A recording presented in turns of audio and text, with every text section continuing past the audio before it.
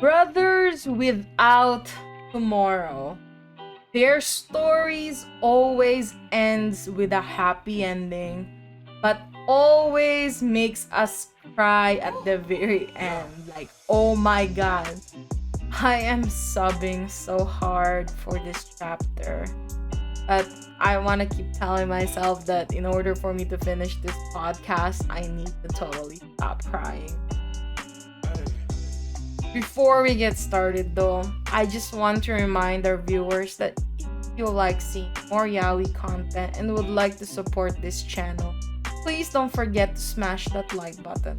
Also, if you haven't done so, please subscribe to this channel and hit that notification bell. Feel free to message me in my social media at ZEALED FUJOSHI, which I'll be using to interact with viewers about more yaoi content. If that's something that interests you, feel free to follow me at ZEALED FUJOSHI. Finally, this episode will contain explicit content and a lot of manhwa spoilers. With that in mind, please proceed with caution. You have been warned. Now, without further ado, let's jump into chapter 60 of Mania, plus special chapter.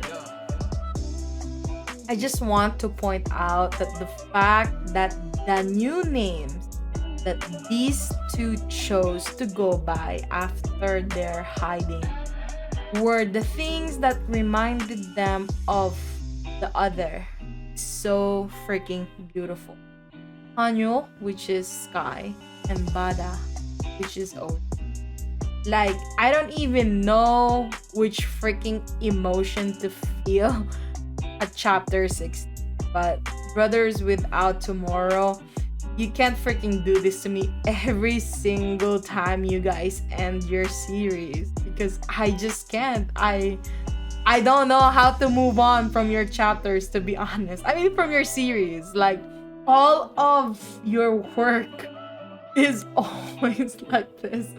Like, Brothers Without Tomorrow, like, just making me cry all the time with all of their story endings. Like, oh my god, like, I'm still not over Tale of the Yellow Dragon and Bloodlink, and I don't know what this is about to do to my sanity. And like, Mania is not over because there are still, like, I think 3 more special chapters, but even still, I'm so not ready. But I am happy that they got their happy ending. I am happy that they got their happy ending. They deserve their happy ending after 8 years of waiting. I am gonna miss this story. I am a big fan of Brothers Without Tomorrow.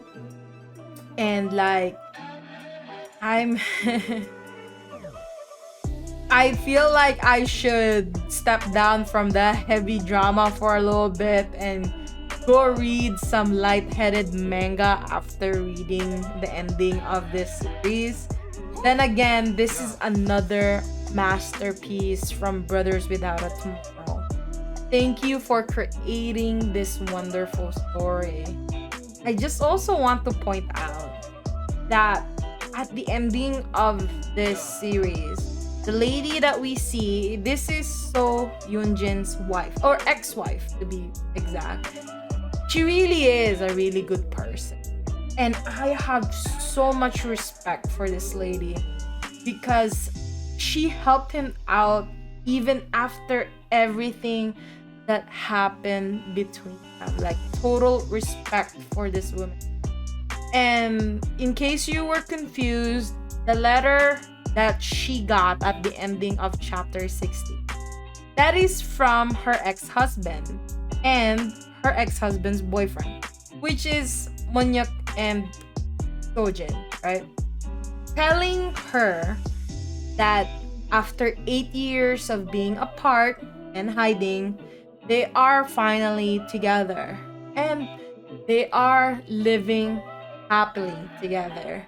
Basically just letting her know that they are okay and they have new names. and so they revealed their new names to her. And as you've noticed, the kids with her are Sojin and her's kid, the only kid that they have together. And the other kids that she's calling are Mun-hyeok's siblings from the orphanage. So she adopted them as she said or promised from the previous chapter before Mun-hyeok got arrested. So the kids are all living together with her along with her son.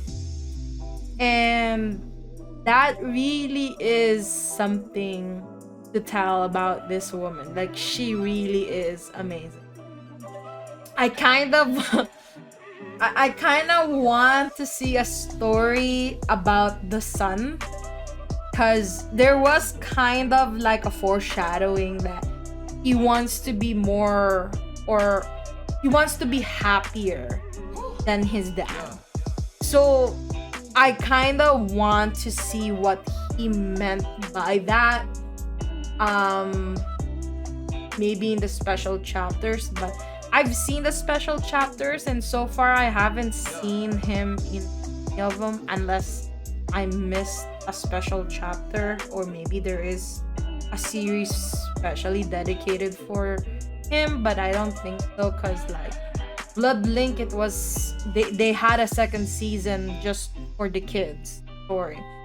I kind of wonder if Sun will get his story, but he's a good-looking kid. Like he might get his own story. We don't know. We can only just wish. Anyway, I'm gonna take on also chapter 61, which is the very first of the extras. I think there are 3 of these extra chapters. So I think extra number 2 and extra number 3, I will put them together because they are interconnected. And I'm gonna review chapter 61 with the ending of chapter 60 because I felt like these 2 are way better together. Anyway, so there's a side story, and in this side story, it goes to like what happened after Sojin and Mun-hyeok got together, or back together finally. And Sojin is worried that Mun-hyeok might be unhappy with their relationship or with him. He's just worried, to be honest, because there's a part of him that is overthinking, that he cannot satisfy Mr. Choi anymore, since his body is, he kind of thinks like his body has a limit, which is funny after seeing how he looks after the 8-year time skip. He is 40 at the current timeline, and he says he feels as if he can do it as much as he could before. And it's kind of cute because like he thinks that it's an obstacle for him, but like he doesn't really look like he's in his 40s. He looks really young for a 40-year-old guy. It's okay though, like I kind of want to tell him like, baby, don't be sad, he loves you very much, so don't worry too much, because he adores you a lot. And like I feel like this is all a misunderstanding, because yeah, he is in his 40s and he probably just Mr. Choi just probably just doesn't want to hurt you. Because he's probably 8 years of being apart from the guy that he loves. He probably wants to eat you alive. So he's probably keeping his distance so that he doesn't eat you alive. Or maybe somewhere along those lines. We don't know. I've seen the Raws. I don't know what the Raws story is. I just saw it. I don't think it's relevant to this one, but I felt like in this special chapter, like the first special chapter anyway, like it's just them like trying to navigate their new life together, and like they both love one another, and they only really love each other, like just one another. And like I felt like they're just being very they just want to preserve what they have right now without overstepping, and it leads to a lot of this kind of small misunderstanding, which I feel like they will fix later on. But yeah, like that's all there is to this series right now. Like it's such a wonderful way to end this series. Unlike Bloodlink, this series ends with a very we know what happens to the characters. Like it's not open ending like Bloodlink, where we have to guess what happens to all of them, right? So I'm very happy with that. So yeah, like super cool that this whole series went from a lot of angst to a lot of love, that they're so bonded by the end of this series. And there's a lot of spicy things going on throughout the 60 chapters of this series, and I absolutely love those spicy scenes.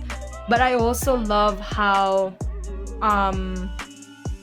Sojin and Mun-hyeok develop as the story ended. Anyway, I hope you enjoyed today's episode. Please don't forget to follow my social media to be teased about some of the boys' love that I'm interested in. Feel free to leave me a message and converse with me in my Discord channel. I'd love to hear back from you. And please consider supporting the show by donating as little as 99 cents through www.zealedfujoshi.xyz. Also, don't forget to support the author. All the manhwa details can be found in the description below. Again, thank you so much and hope to see you next time.